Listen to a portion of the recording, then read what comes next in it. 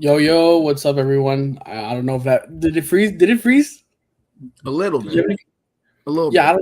I don't know what's been going on lately, bro. TikTok is doing crazy. Instagram. Well, doesn't matter. We're back. Welcome to Plug Talk Sports podcast, episode 213.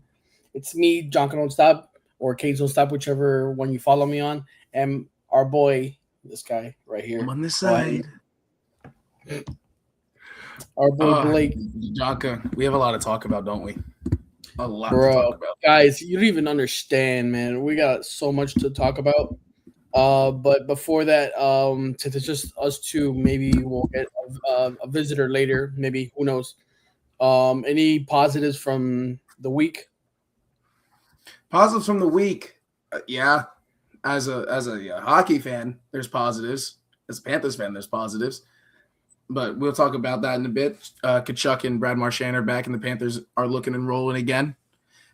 Anything good happen this week for you? Anything good? Maybe team got into a specific playoff game. Yeah. I was gonna mention it during the show, but we're gonna talk about it Oh, now. I mean, like. we'll go now. We'll do the first. We'll do the first segment second. If you guys don't already see it, if you guys don't see it, and I'm wearing it already, let's go. Oh My no! pages are back in the school where we belong. I've been telling you, all you poverty franchises, don't talk to me. We made it. We actually made it to the Super Bowl before the Dolphins could even win a playoff game, which is hilarious. Rebuild. We got rid of the GO coach, GO quarterback. We got rid of another coach. First year coach with Mike Vrabel, and we're already in the Super Bowl, bro. That's crazy, bro. Yeah, it's kind of bull, if I'm being honest. 8-26 in 2 years. You know what that is? Going 8-26, 4-13 last 2 years, and we're in the Super Bowl this year. That's crazy to me. The Broncos. Okay, so we got F you guys. The Broncos gonna come back. All right, let's break that down. Let's talk about the AFC title game. Honestly, God, let's talk about the AFC title game because I really do think. Jonka, don't ever do that again. I don't care if they're putting that in the comments. Don't ever do that again. Sean Payton couldn't do much. Jared Stidham, we all know. You know Jared Stidham. He was Tom Brady's backup. You know all about him. Facts. I think the best thing he could have done in the second half was call the game like he had Bo Nix at quarterback. I think that's the best he could have done. I don't really think there's too much of an option. Do I also think the Patriots had a Mickey Mouse run? Yeah, but they get out of the AFC. What are they? I know they're underdogs for the Super Bowl. Yeah, by 5.5. Yeah, I was a little upset because I was out yesterday and I saw, the Rams Seahawks game, and my preseason pick was the LA Rams. That was one of my first shows. My preseason pick was the LA Rams, and I'm sitting there. I'm like, oh, we're gonna get the Plug Talk Sports special. Blake's pick, Jonka's love. What are we gonna get? And Sam Darnold, even how bad he's been his whole career in primetime, he's in a Super Bowl before Josh Allen, Lamar Jackson, Baker Mayfield, this whole draft class. He's in the Super Bowl for him. Nuts, bro. What did you like out of your team in the AFC title game? Because that was a tough game to watch. I mean, they've been saying we've had a cupcake road to the Super Bowl, but I will say, you could say we went up against bad offenses, but at the same time, my offense was also kind of trash. Drake May did not play what we saw during the regular season. There was a lot of throws. I was sitting there going, "What on earth is that?" Those digs to he kept missing them short, and I couldn't believe it. I was like, "What is happening?" Yeah, I don't know what was going on, but I know Drake May was, I think, the most sacked quarterback in the first 3 games of the postseason. It was like 5 sacks each game. Yeah, the offensive Will Campbell, left tackle, left guard, Jared Wilson, and Morgan Moses, the veteran, have been playing like dog doo-doo. And that also hasn't really been helping the offense at all.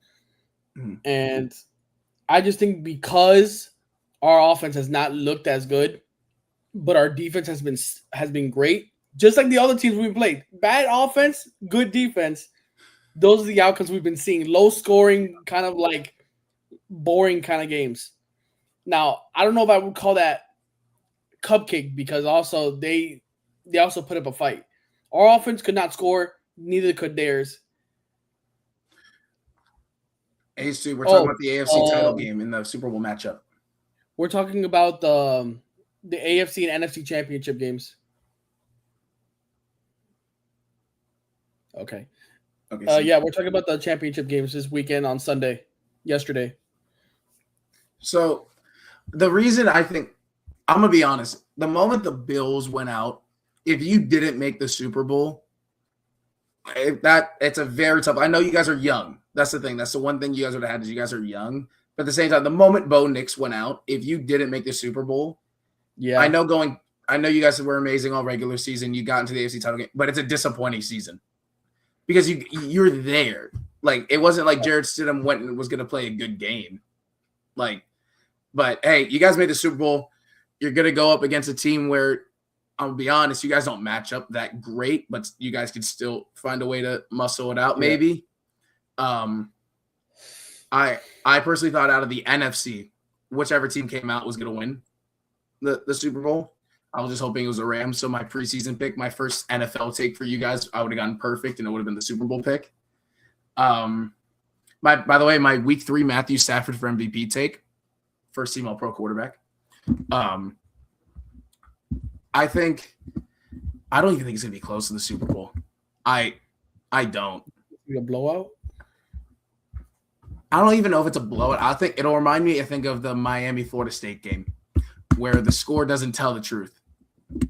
Where even if it's like a 10-point game or 7-point game to end, I think Seattle will just control it because the one thing the Patriots have that is, I think, very elite is you have one elite corner, but you have a lot of good pass rushers. And there's there's a very good O-line over there in Seattle that isn't banged up. And I think we can be honest. I don't know if it was the defensive scheme or you just got 2 bad games out of all pros for the Broncos. The Broncos O-line looking shambles. It looked bad. Like they were missing very simple blocks. That could be a great thing going into it, and I could just be overlooking how good your guys' pass rush is. You can tell me otherwise. You watched it. We didn't have our best pass rusher that game. We did not have it. He was Landry. He did not play, so it could have been worse for the Broncos. And this from watching the Broncos for some parts of the season, especially in the playoffs. That O-line's the real deal, and I don't know what on earth happened. Dude, if I'm going to be honest with you, if I had to put my name on the line right now and make a prediction, I would happily go Seattle 27 to 27-17. Okay, I don't see you guys getting over 20 points. The issue I have, we just got Mac Hollins back, so we didn't really use him too much that last game. We had one decent catch to get a first down. Yeah, no, it's Mac Hollins. Bro, it's crazy. But second best option on your offense is Mac Hollins. Just thinking about the matchup, like the only matchup I'm even thinking about in this game is either Christian Gonzalez or Carlton Davis against Njigba. If you can stop Njigba, which is a tall effing task. Hasn't happened this year. Yeah, really. That's been tough. But if you can do that, which I think we could stop the run, honestly. I think we can stop the run. Not like to a crazy extent, but maybe 50, 60, maybe at most 65 yards. I think we could do that against. If Seattle gets over 100 yards rushing, there's no way you win the game. No, I agree. We're not. If we can't stop the rush, we lose. Period. Yeah. But I feel like if you don't let Cooper Kupp get going, and Jackson Smith and Jigba has an average game, not like one of those big average games, but like a 70, 80 yard receiving yard. Like game. 8 for 90. Yeah, something like that. I think that's manageable for us. And if we can keep the score tight for the first half, I think that benefits us in a way if we could slow the game down. And then Ramondre or maybe Travion Henderson can Traven Henderson, to me, this playoff Am I has tripping? been I did not see him underwhelming, in the bro. AFC title game. He has not been hitting his holes, bro. He has not been patient. He just tries to hit the hole at a million miles an hour and just try to make the home run play. Like, buddy, just get the yards. And if not, use him as a blocker. He's been terrible at blocking this year. That's the whole reason we drafted him. Not because he's a running back and his speed, it's because of his blocking ability, and he has not been able to do it. Ramondre, on the other hand, has been actually pretty good. I'm not gonna, despite the fumbling thing at the beginning of the season. That was rough beginning of the year. Bro. I mean, I'm Here's the real excited. question: if you guys win the Super Bowl, can the Raiders raise a banner as Super Bowl champions for beating you week 1? Super Bowl champs and first overall pick. What about like the Steelers when they got like 2-3 fumbles and an interception? Yeah. I mean, if they want one, you could ask Robert Kraft, but wow. I don't think it's going to happen. Robert Kraft. I don't know. I don't think the league. I don't think the league is ready for us to win again. I mean, they're already complaining enough, but if my Patriots were to win it again, bro, I think who would it hurt most? Would it hurt the league or would it hurt Buffalo more, knowing that they could have been in this situation? Here's the thing: is honest to God, it would have hurt the legacy of Josh Allen more than anything. Because what would happen is you've won an MVP, you have been to 3 AFC title games or 2? Can't remember. He lost 2. He's been to 2 AFC title games. Yeah, he lost them both. He has been the number 2 seed 3 times, and he's never even been to a Super Bowl. And Drake May could have one. That's a legacy issue. If a team in your division, when we all look and go like, no, this Bills team isn't really that bad. The defense wasn't showing up, sure, but the O-line was good this year. The run game was sensational this year. The receiving core was a bit questionable at times, but that's why you get paid as this quarterback, because you are supposed to fix that. If Drake May, because I don't think anyone in their actual right mind goes Drake May's better than Josh Allen. But let's say Drake May in the next 5 years, let's say they get lucky, win this, and this Patriots team is for real, and they win one more in the next 3 years, and Josh Allen doesn't get one. What are you doing? Josh Allen goes from someone who's going to be a bona fide Hall of Famer because he was going to run the AFC East his whole career to he might have 1 or 2 MVPs if he doesn't win a Super Bowl. He's not a Hall of Famer. Yeah. And you know what makes it even worse for Josh Allen? The fact that Drake May has Stephon Diggs and Mac Hollins, and he was able to get to the Super Bowl before he can.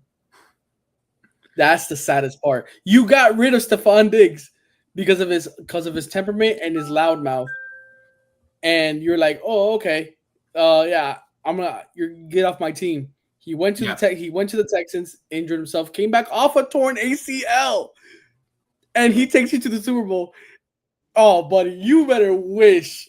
Josh Allen better be shaking in his boots, bro, right now. Oh, God. He has to be, because that's the thing is he's at the point in his career where legacy is a big deal. Like, these next 5 years are what everyone's going to remember him by, for the most part. You can't leave it without a ring. You can't, because then you know what's going to happen is we're going to go, who's the best quarterback without a Super Bowl ever, Josh Allen or Dan Marino? Right? That's the conversation you have. That's a fun conversation. It's not a conversation you want to be in. Leave it in the comments. And then, but then here's the thing: you can go, at least Dan Marino got to a Super Bowl. Facts. Jonka, look, I know you're gonna take the Pats, right? I know you're a man of your heart. What's your final score? Give me your final score right now. I'm gonna give you my final score, but here's the thing.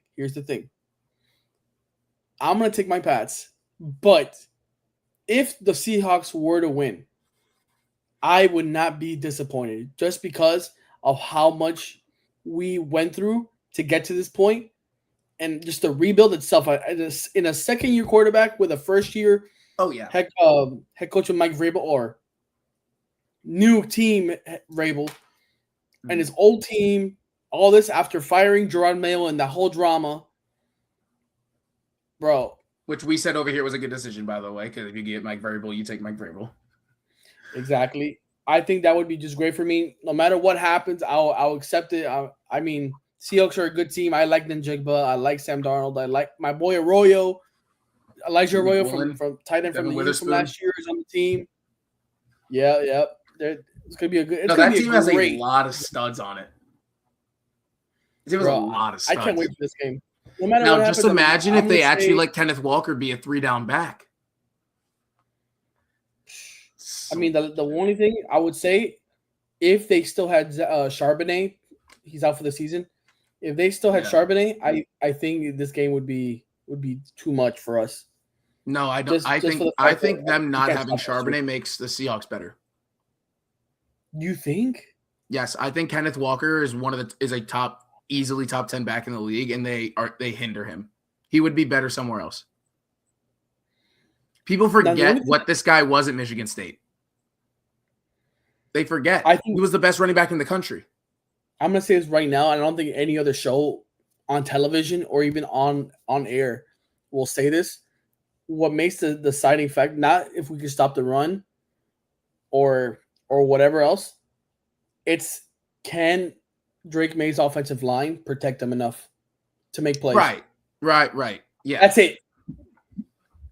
Period. Now, the other thing, though, is if you don't think your O-line can protect, let's be real. Campbell should not be at left tackle. You guys have injuries. He's a guard. He should be left guard. Yeah. You guys can get the blocking to hold contain so Drake May can go middle, then you got to be fine for the game. That's what I think the taller ask is not getting beat inside consistently. Because if you keep him to the contain blocks, you'll be fine because Drake May wants to go up the middle anyway if he runs. He doesn't like going out wide. He doesn't believe in his own speed that much. He believes in his ability, but I don't think that much from what I've watched. I mean, even though he used it to finish off the last game, but he did. But you know this as a Patriots fan, he'd rather take off up the middle than have to get around the edge. He has one of those every game. I want to hear what your final score is. Listen, my phone's gonna get blown up if they win. So, no, for a fact, bro. I'm just letting you know that. Obviously, I'm going for my Pats no matter what. So this score is gonna reflect a Pats win. I think it's gonna be close. I think this is gonna be a 20-17 game. I think it's gonna be a 20-17 game, and I think Borregales hits the field goal to go up by 3, and I think either Carlton Davis or Christian Gonzalez is able to get either a deflect or an interception to ice the game. You're we'll move on from that. I'm frozen right now. Oh, you were frozen. Oh, did you hear my? Okay. Yeah, I heard your whole take. No, it's I think. Look, it feels like every playoff game this year has ended on an interception, so I'm down with going with it. I'm down with saying it ends on an interception again. Jonka, now let's talk. Indiana, Miami. Yeah, bro, it was the brightest and darkest day in the history of this city. Was it though? I mean, when you have Carson Beck making a front pylon throw and missing it 15 yards short. But let's be real. Let's be real for a second. If you told anyone here between us two or anyone watching that's a Miami fan, you'd have the ball 2 minutes, one timeout to go win the national championship. Do you take that? 1,000% you take it. There's no world you don't take it. I'm not mad at Carson Beck for making the decision he did on that throw. I'm mad that it's a throw that the destination is at worst 2 yards within the front pylon, and he throws it 15 yards short of the front pylon because he thought he should just float his guy instead the safety's able to make a fucking play on it. Sorry for cussing. It's just the play really gets me. It's because you know what it is? It's the definition of Carson Beck. He doesn't think through his throw. He just tries to throw what he thinks looks best. Because he'd already missed the last previous couple games. He's missed that deep shot a little deep. Like he's overthrown a little bit, and I don't think he wanted to overthrow it. But at the same time, it doesn't matter if you want or don't want to overthrow it. You got to be able to throw it where that play's supposed to go, which is the front pylon. And if you're not throwing it there, it's a useless throw. You throw an interception when you have Malachi Tony sitting over the middle wide open if you weren't going to do that. Bro, he was open. He could have at least he had enough time to make a play. And since in college, if you go down, the time stops until the referee spots the ball. And I don't know what I mean, I'm not hating on it, bro. I mean, because just where we were 4 years ago, where we were losing to FIU and Middle Tennessee, and all the disappointment we've had every year. We're just starting off, hot, and then we lose those games that we're not supposed to lose, and it was just a repeat every year. But once Cristobal got hired, and every year you could see he was stacking up talent, 4 stars and 5 stars, and developing 3 stars into legit actual like contending players. I was like, okay, I could see the improvement. 5-7, 7-5, 10-3, and then now I think it was 13-3. Was it? I think it was 13-3. Yeah. So you can see the improvement. We won 2 bowl games, which we hadn't won a bowl game since 2016. So I understand we lost and it was at home and everything. I would have loved to have won. Don't get me wrong. But just showing progression is all that mattered to me. Just showing that everything about what Cristobal is trying to do. All right, there's some validity to it.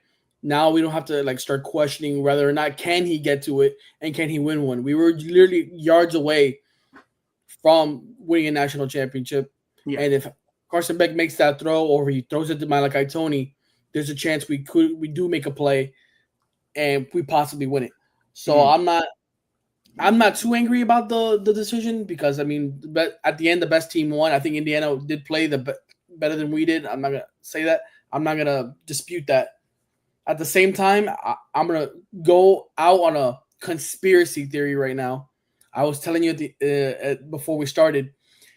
Number 87, Alex Bauman, the tight end, needs to be investigated by the FBI, NCAA, DEA, whatever else, CIA, MIA, whoever else. Jason Bourne needs to get on this guy. Because in what world do you just let the guy go right by you in a national championship game on a punt and it ends up being a scoop and score? And when the game was decided by literally a touchdown, you give up a touchdown. That's the point. That I don't care that Carter Davis missed the field goal. It happens. Whatever. But you losing because of that missed to end the half like that? Say it again? He missed 2. Wait, when did he miss 2? He missed what? He missed like a super long range one early, and then he missed one. Yeah, that was like the 51, right? Yeah. Well, but by the way, that's what when he came over, the whole thing was he was supposed to be good at deep kicks. Yeah. I'm not gonna say too much. Congratulations to Mendoza. Great kid, great everything. I played against him in high school. Successful. Yeah, I saw him play in high school at the championship games. Congrats D'Angelo Pons from Miami. Played against him. What's his Charlie Becker, the receiver who was making the clutchest catches I've ever seen. Yeah. Hope the Patriots draft you next year. But besides that, bro, yeah. Look, wait, John, can I say one thing real quick? And it's a go ahead. thing. People were saying the U is back right before the playoff, and if you make a national champion, almost make it right. If you want to say whatever, what do not mention what you know what disgusts me. You know what disgusts me is it's a game, and what really disgusts me is that the cheapest tickets were $3,800. That's terrible. Yeah. I think, and trust me, I'm all for companies. I'm going to be honest with you. I'm for the companies want to charge a certain price for their product, whatever. Right? That's their decision. But for a sporting event to be a minimum of $3,800 and No. 65% of the stadium is people from the state of Indiana. They did it on purpose. Jonka, the U will never be back, no matter what, because there is no chance a national championship game in your building, you should be overrun by other teams' fans. If the U is back or people believe in the U, and this was the year for it to happen, there's that many Indiana fans. Because you know what the issue is the U fans can't afford $3,800, and neither can Indiana fans. I'm not lying. I'm not blind to that. But at the same time, Jonka, there's no state of place where a team playing at their home stadium should be overrun by other teams' fans. I get that. I mean, but before what you just said, one could argue because it's in Miami and not Indiana. In Miami is way more expensive to live in than Indiana. You can make the case that Indiana fans have way more money to spend than Miami fans do in Miami. Especially that they weren't even letting people into the parking lot unless you had a ticket. You weren't even allowed to tailgate unless you had a ticket. Which is, if that's true, I don't know if that's true. If that national title game was in Indiana, it would have been 90% Indiana fans. Miami is and I mean this with all my heart, it is the worst big Power 5 big school fan base in the country. It's the worst. I will also say I think part of that is to blame is Stephen Ross. I think that's the blame too. Yeah. $1,000 parking, like that's. I feel like that's another part of it, bro. If you're gonna add another $1,000 on top of the ticket, I feel like that also swayed a lot of ticket buyers to like, you know what? Nah, this is not worth spending my time. I could make a down payment on a car instead. Bro, I don't know what he means by you can't pick. Yeah, it's a no or yes, but not for them. To that, and I can comment on that. Sorry, Michael Hennon. I don't know what you mean by you can't pick. Can you clarify? And we'll answer the question if you. When I was growing up, and even now, I hear stories of the Orange Bowl, right? And they're like, if you went to she can drive but not hang out of the car.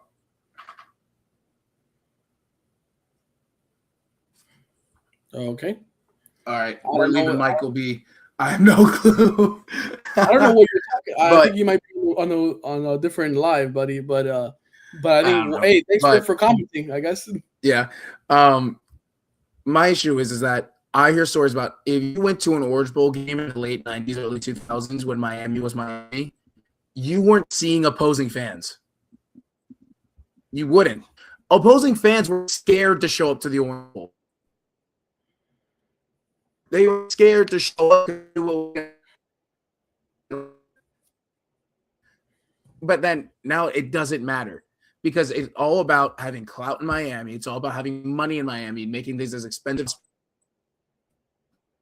And the issue, the school, issue with the city, an issue with Hard, issue with Stephen Ross. It is disgusting to see what sport come around to be when you get to this level. Because when you're 9 years old, first playing tackle football, you don't even think about making – you're just having fun. You're meeting new kids, and you're going and playing a sport that's a lot of fun to play. And you get to 17, and there's money that starts coming into it because guess what? Now you're starting to get recruited. And if you're one of these top recruits, there's a lot of money going into it. They're trying to add NIL to high school football now, apparently. So I'm terrible. Just like – that would be – like, guys, like this is – that's gonna get a little bit out of hand, bro. If now you're gonna put money in high school kids' hands, bro, like if they want to start adding money to younger sports, then we just need an academy system like Europe. You can't have an open filter system. You just have to have an academy system like in Europe. Yeah, like it makes sense. It's terrible, and it'll never be that because the owners don't want to put that much money into sports that own these teams or are involved in these leagues. Facts. I find it disgusting in that, but Indiana, look, that's props out to you guys. You guys were sensational. Is your team all in their mid-20s? Yes. Should that be discrediting them? Yes, it should. But whatever. Kurt Signetti, one of the best turnarounds in college football history. What an absolute dog of a coach. What an absolute animal of a human being. What a beast. I wish he was at Miami. There's nothing else more I can say on that. Like, if you have anything to add on that, the guy's an animal. Yeah, I'm just gonna. I mean, not gonna mention Indiana because they won. I lost, but I'm just gonna say thank you for all the Canes that are entering the draft. Thank you for giving us Ruben Bain, Messidor, Keontae Scott, Jacoby Thomas, Markel Bell, Maui Noah. Probably missing a few more, but then a lot of people are left Thank in the God you didn't say portal. Carson Beck. Yeah, I wasn't. No, that's First article I wrote for you guys was how Carson Beck was going to be the reason we lost this year. And he played crap in the national title and ended it on the pick. Go read that PlugTalkSports website on our socials. Yep. But yeah, besides that, I'm just getting a little bit excited for all this transfer portal stuff. Darren Metzen from Duke, possible. I forgot how do I say settlement with Miami and Miami will pay off his contract and his rights to bring him to Miami, but that won't be settled until the 29th, I think, which is Wednesday. So we'll see what the judge says about that. But besides that, I'm just ready to see what happens in the NFL draft and the combine and stuff like that. Because we're not going to have any more NFL, college football or NFL football after the next 2 weeks are over. But yeah, guys, it's baseball season. Don't worry. Hey, baseball season. It's time to bet, bro. Time to bet. Plug picks on Friday at 10 to 10:30. Let's let it in the big stuff. I'm gonna let you go on do your thing, bro. Say it. What Marchand and Matthew Tkachuk are back, and the Florida Panthers low key on a roll right now. Can they make a run? Let's go. Let's hear it. We're back. We're winning the cup. We're winning the cup. We're three-peating. Have you seen us? I was at the first game. Tkachuk was back. It's the best forecheck we've had all year. We're three-peating. Brad Marchand, the winner in his first game back. We went 3-0 on the road trip. We gave up 1 5-on-5 goal in 3 straight games. We're back. We're going to win. No, but like in all honesty, I'll slow down the hype a little bit. But not Miami, sorry. The Panthers, we're starting to get healthy at the right time because we need to start winning games. We're just outside the playoffs. And you want to know my favorite part of this is? It looks like Barkov's going to be back in time before the end of the regular season with all the reports. All the reports are saying that he's going to make it back in plenty of time. I brought this exact thing up months ago. I told you, and you guys looked at me like I was he wasn't supposed to. Psycho. How was I supposed to know that he was going to be able to walk a month after surgery? No one walks a month after surgery. Next week on Monday, I want you to go and look at Daniel in the face through the camera and ask him, tell him there's one person besides the team and the staff that has had faith in this team to three-peat in the entire city, and it has been me. Oh, I said if we're healthy. Despite all the injuries, I have not lost faith. I've said, give it time. Watch what happens. Let everybody get healthy. They want to F around and find out. And look what's happening. Yes. Everything is lining up. All the planets are lining up to this one thing. It's called the Stanley Cup. And we're about to have 3 in a row. And I really hope that if Barkey does make it back and we can get him into playing shape, because that's the thing that matters the most is him getting back on time, but it's him getting back and getting into playing shape. Right? And the one thing that is concerning with Chucky when coming back is teams are just going at him. They're not letting him get on. I wanted to jump in that ice and fight myself, bro. Desjardins, he plays for the San Jose Sharks. Big boy. He's number 5. He's the right defenseman. Anytime Tkachuk was out there, he got shifted out there, and his whole job was just to hit Matthew Tkachuk the entire game. That's what he did. He did a great job doing his job. The one thing I am happy about is the team. You're starting to see it. They're starting to bump a little bit more, right? Yep. If they can get that free, and it's not a free hit. Like you're not trying to lay someone up, but if you can get that free bump into the boards, we weren't taking it all year. We've been taking it this last week and a half. We're taking that bump. Verhage, I'm a Verhage out guy. Trade him, but he's even starting to set. You're starting to see him bump into people on the boards a bit more, which is something he hasn't done all year. What you have to do now is in Bobby getting into a goalie fight. I was at that game. I was there. We were screaming. It was great. I hopefully that goalie fight turns the season around because statistically, Bobrovsky's been the second worst goalie in hockey this year. Going after the San Jose Sharks game, he had an 87% save percentage. Just so people know, the average in the league is about 89.6. So he's well under 89.6. That has hindered us at times. The defense is starting to get healthy. Seth Jones isn't back yet. Once he comes back, the defense is only missing one player. So I'll be very happy with that.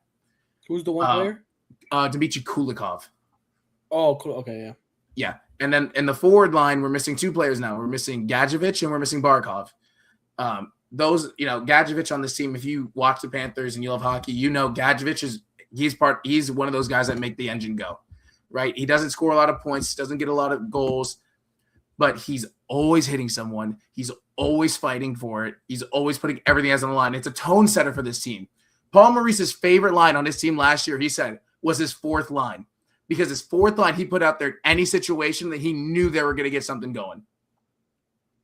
And so also when Gadjevich comes back, that's another fighter to go out there for Chucky. Because AJ Greer is a fighter, but he's not a best-on-best fighter. He's a second-on-second fighter. Gadjevich is your best-on-best fighter. So hopefully when he comes back, we have a best-on-best fighter again. Okay, I have a question. I know we're okay, so I'm gonna pull up the NHL standings right now. We're like 5 points out of a playoff spot, I think. I'm gonna share that. This is something we usually don't do during the main shows on Monday. I would say I do it during my show all the time. Today. I do it during my show all the time. I always pull up the stats and put them on the screen. Let's see if my Wi-Fi can do something today. Hold on. There we go. He's walking into my room. Okay, here we go. Florida Panthers are 5, 6, 7, 8, 9. We're in 9th right now. All right, so yeah. So what happens is in each division, the top 3 teams from each division make the playoffs, and then the two best teams out of either division make the playoffs. So as of right now, I don't think this is the seeding. We'd have to look. Can you go by division? I was saying by division. Yeah, perfect. So the Panthers are. You can scroll down. They are the first team out right now. They are 4 points back of Boston with 2 games in hand. So they could tie that very quick. You go 2-0, you're right level with them. The NHL has been very weird this year. You can look at the Metropolitan. The Pittsburgh Penguins are second in their division. They are technically 28, 14, and 11 because you get 1 point for an OT loss. That's my own opinion. I'll speak on that. I think they should go to a European scoring system where it wins 3 points. So OT loss isn't almost just as valuable as a win. The Pittsburgh Penguins are technically 28 and 25, that's pathetic. Jeez. Yeah, that's pathetic, but that's the hockey scoring system. That's what you see what I mean? Why that shouldn't be just one less point. But I know it's supposed to be so the bad teams can try to fight for points. The Panthers are always a mid-home team. They haven't been a great home team since this Tkachuk era started. That's okay. But what we have been since this Tkachuk era started has been an amazing away team. And our last, I think, 6 away games were 5-1, which it's starting to come back. We're starting, like, Tkachuk was right around the corner. We started picking up, and now we're here. This team will go as far in the regular season as Matthew Tkachuk. Not that he can take them, but his presence can take them. Because him just being out there, it brings everyone up. It makes everyone want to do it more. It happens on every sport. When your best team goes out, sometimes the team, they don't have the same heart. Like, sure, guys we'll get performances from some guys, but there's not always that heart out there. And in hockey, heart's everything. So hopefully we start turning it around. If you want to go down to the West too, by the way, the West is a very fun playoff picture right now. You're cutting off a little bit. I'm sorry. Can you scroll down to the West? Oh, Blake? Yeah, hey. What's up? Blake? Oh, did I lag out? Blake. Damn. Sorry for the technical difficulties, guys. Can you see me? Hello, hello.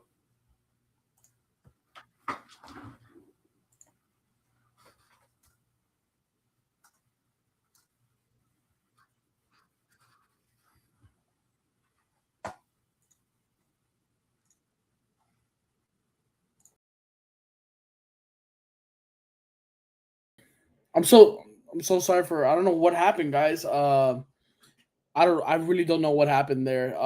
But let's continue. I don't know. Blake is gonna try to get back in. But besides that, so as Blake was saying, we're a few points off of. Let me show you. Let me show you guys.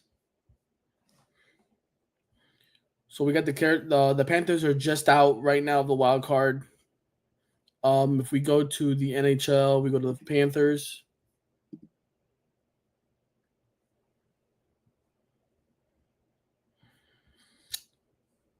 We've got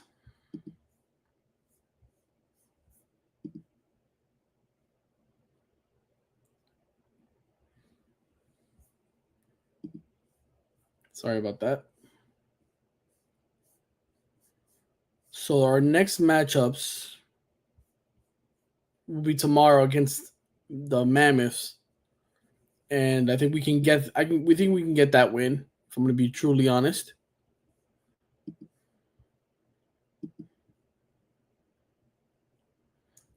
Let's see that.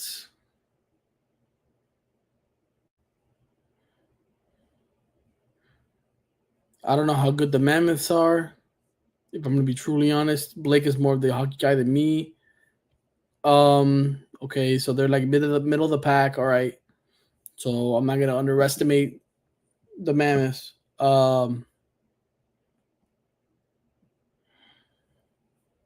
But let's go into the the last part of the show where it's about the NBA postponing games due to the winter storm. Um, I don't know how I feel about it, to be honest. Uh, I mean, there's plenty of other I guess sports that play during it. I mean, if it's indoors, I can understand by the attendance point of it, but based off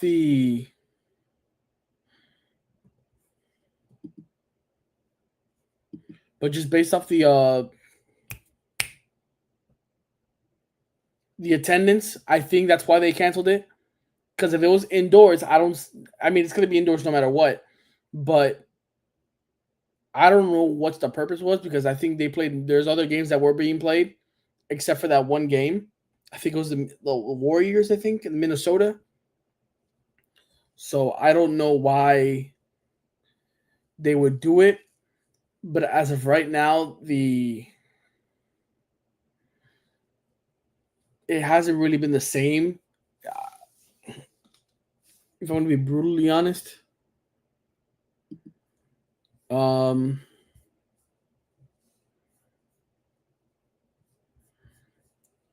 let me stop sharing this. So yeah,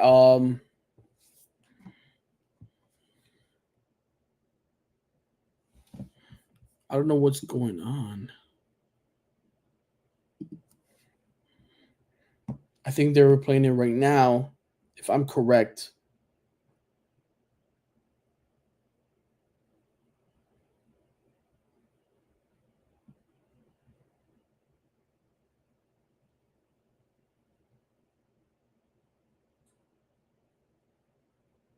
Um,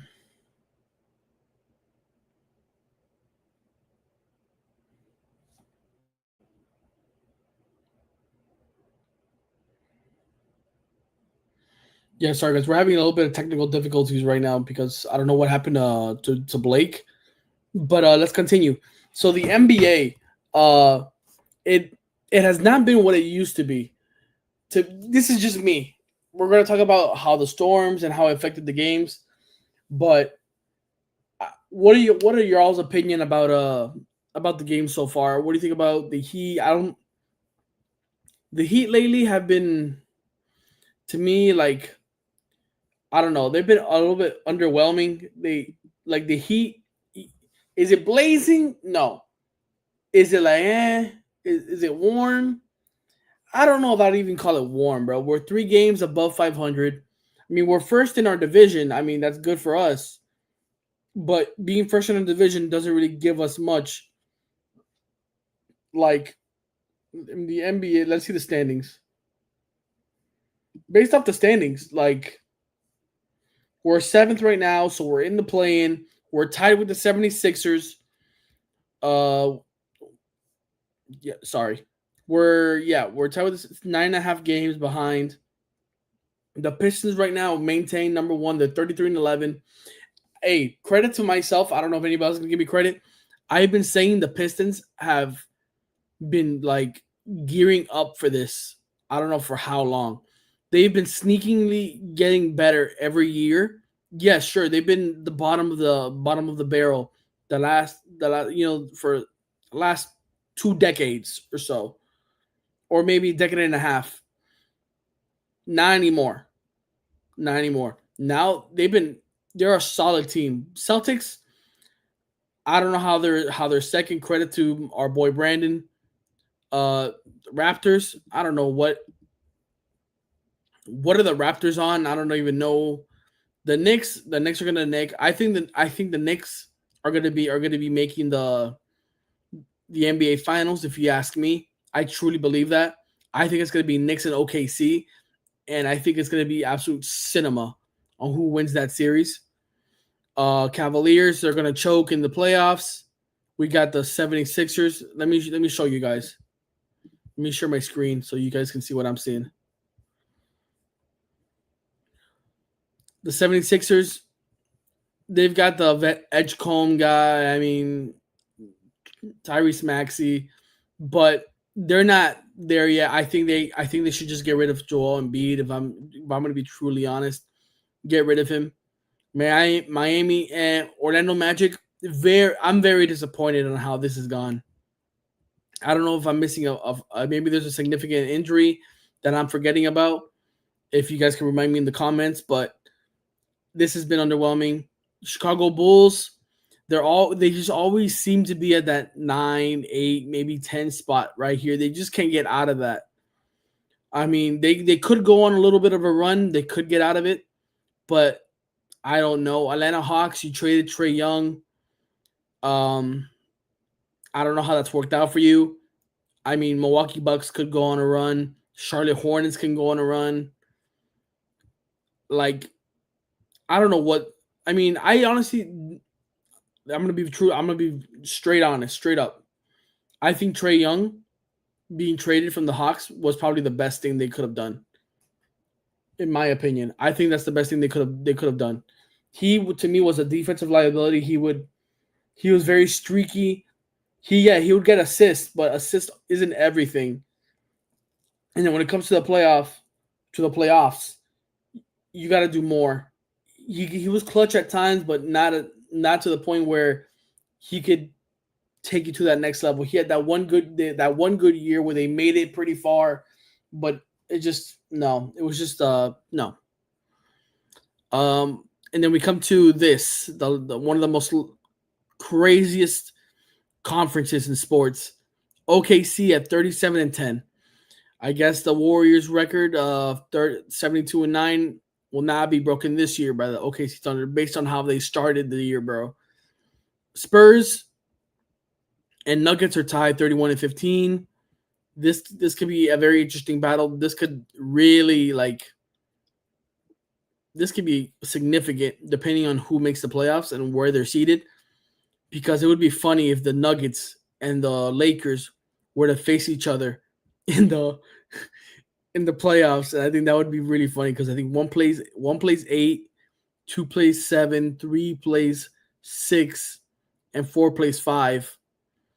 And anything can happen. The Lakers, if Denver takes second, which I think that's going to be the case because I think the Spurs are just missing that. Like I know Wemby's there, but he's been kind of like underwhelming this year.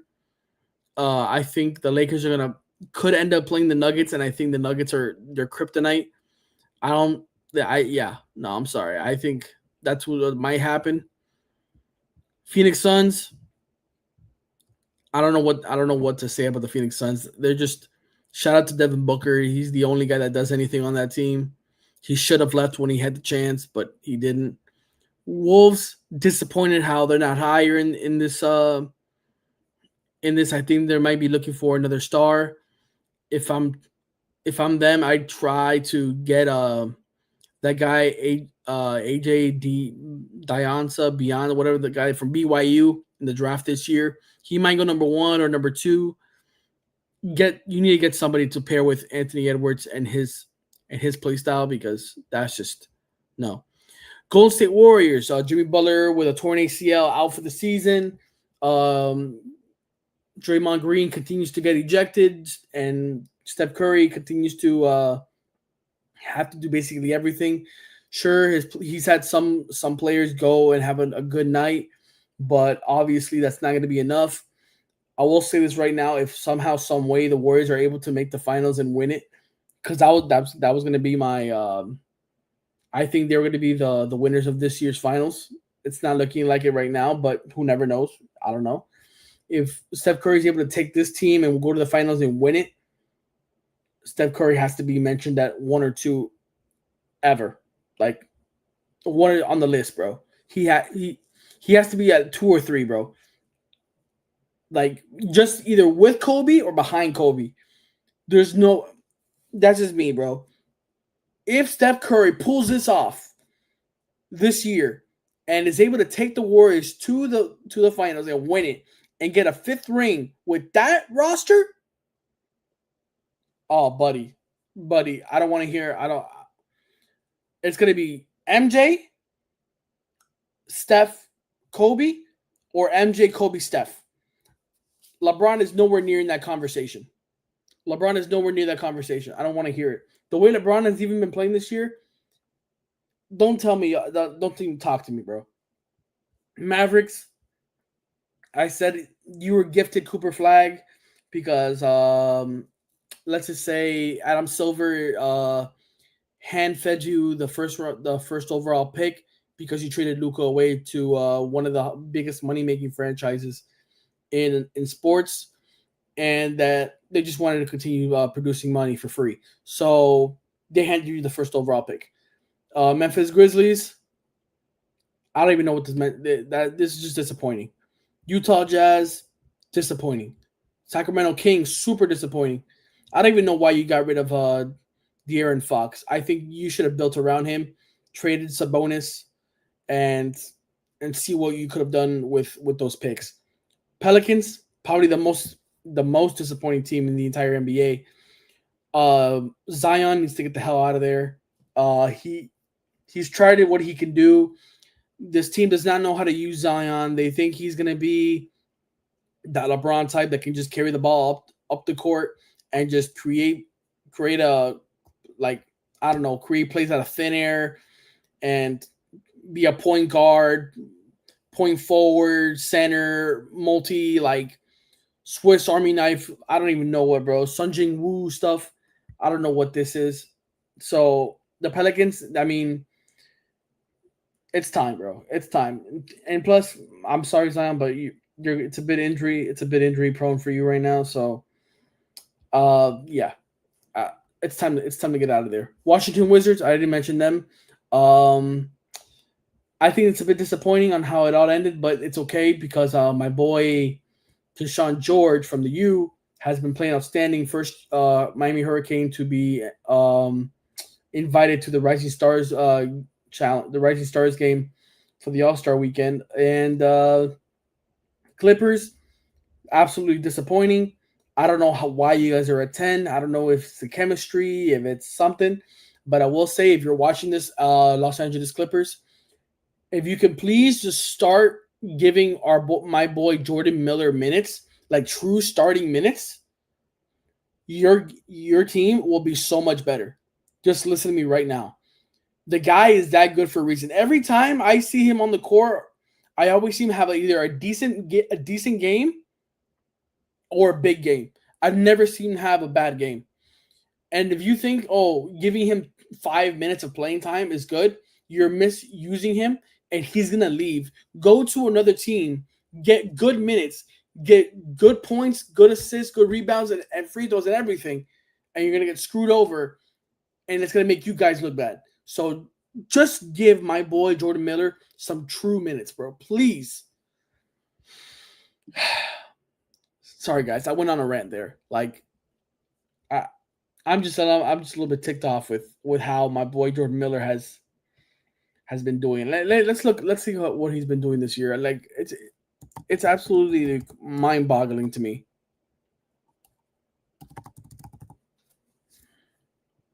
There we go. 8.7 points, 3 more rebounds, 1 assist, 22. How many minutes does he average? What is his average minutes? He's at, bro. This guy is only averaging a career 13 minutes a game, bro. Career 13 minutes a game, and he's giving you 9 points a game. What is that, bro? Look at this. Look at his recent games.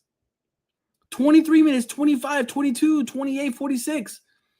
Look at that, bro. Like, what are we talking about? 19, 16, 12, 14, 16 points. He's consistent. He's giving you double-digit games, rebounds, assists. Not including blocks, but that's okay. Steals, 4. What is this, bro? Come on, bro. This, like, guys, listen to me right now. Jordan Dan Miller, University of Miami, bro. This guy, when we lost to UConn in the Final Four, this guy was absolute money that game. The guy could not be stopped. Bro, I don't understand what the Clippers are doing, bro. Just start him over somebody, bro. Pair him next to Harden or Kawhi, bro. Please give him more minutes. Give him more minutes, please. But that's going to be all for tonight. Sorry to Blake. I think he's having technical issues. Same thing for me. I don't know what happened. I really don't know what happened. Maybe it was the Winter Storm servers. No. But shout out to my Patriots. We made the Super Bowl. What else? Shout out to our guy Brandon. I think he's at work today. Our boy Daniel. He's at the Unrivaled event with WNBA stars and stuff like that. Cameron Brink, Paige Buchers. I forgot her. Skylar Diggins and all that cool stuff. We're gonna get some footage of that. What else? If you guys, oh yeah, that's right. If knowing that the NFL season is about to conclude in 2 weeks for the Super Bowl, would you let us know? Tag us and on X or Instagram, wherever you follow us. Here's if you guys don't follow us yet, here's our socials at PlugTalkSports or wherever you follow us.